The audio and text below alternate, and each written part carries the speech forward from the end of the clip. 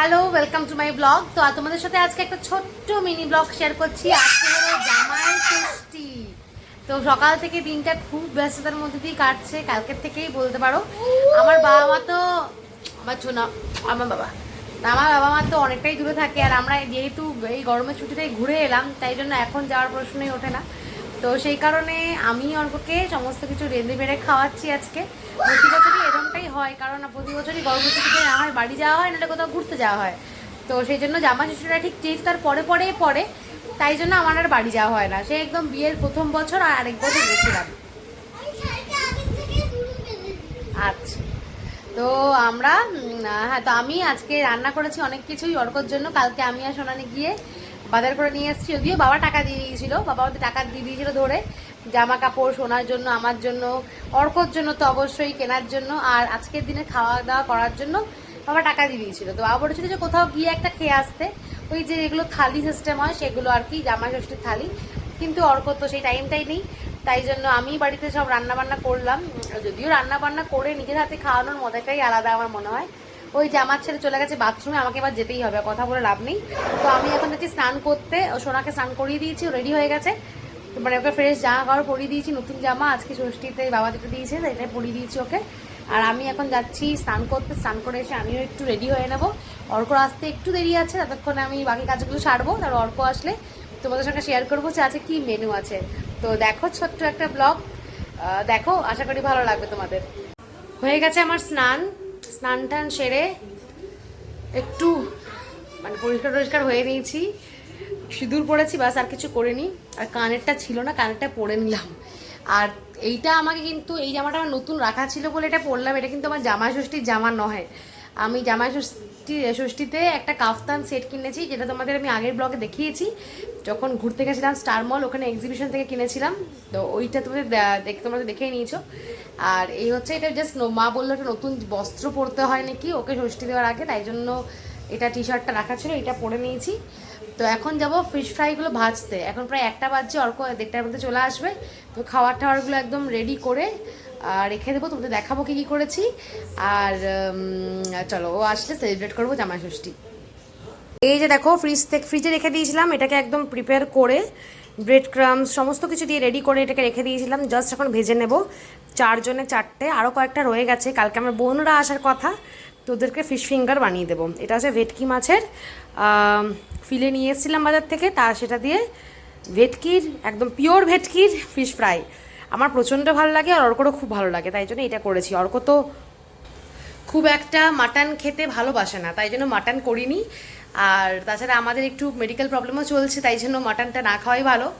এখন তো কারোরই মাটন না খাওয়াই ভালো আর কি। তাও সবাই জামাই ষষ্ঠীতে কেউ সেটা মানছে না।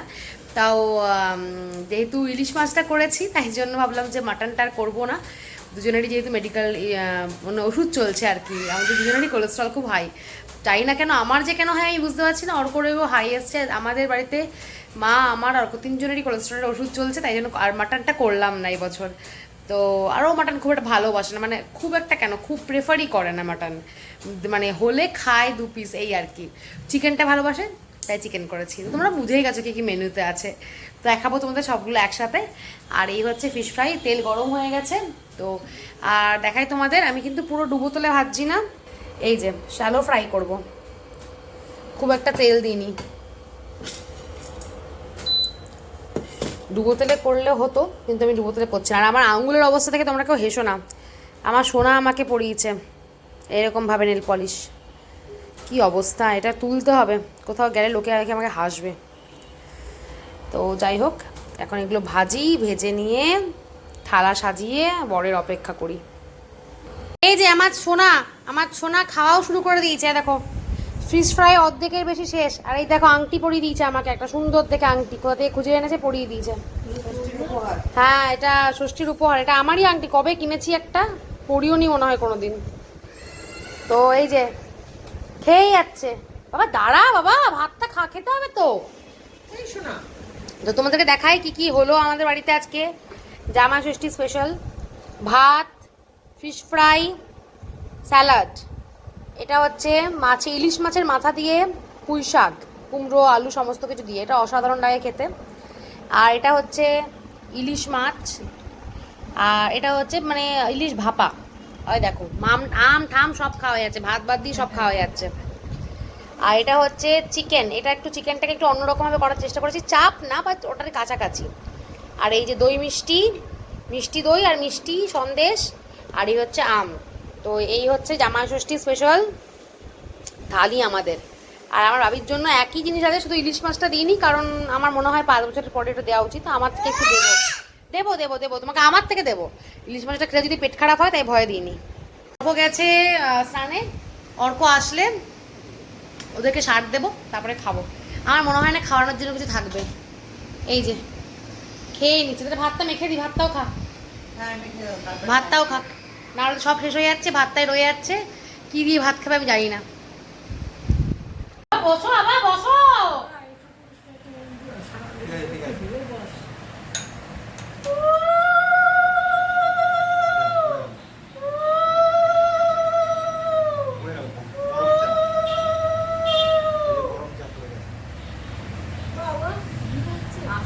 ভালো রেখো, ভাবিটাকে একটু ভালো রেখো, শান্ত করো।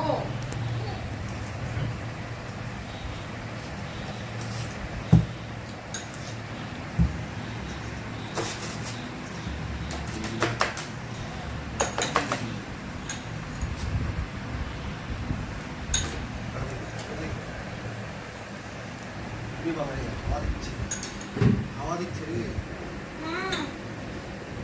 হয়েছে হলো, খেয়ে যাচ্ছে। খাই খাই খাই।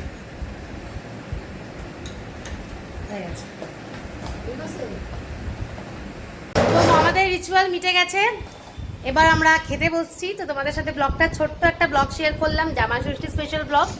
তো সারাদিন আর বেশি কিছু বিশেষ নেই, তাই জন্য ব্লগটা বাড়াচ্ছি না। তো টাটা, আবার নেক্সট ব্লগে দেখা হচ্ছে।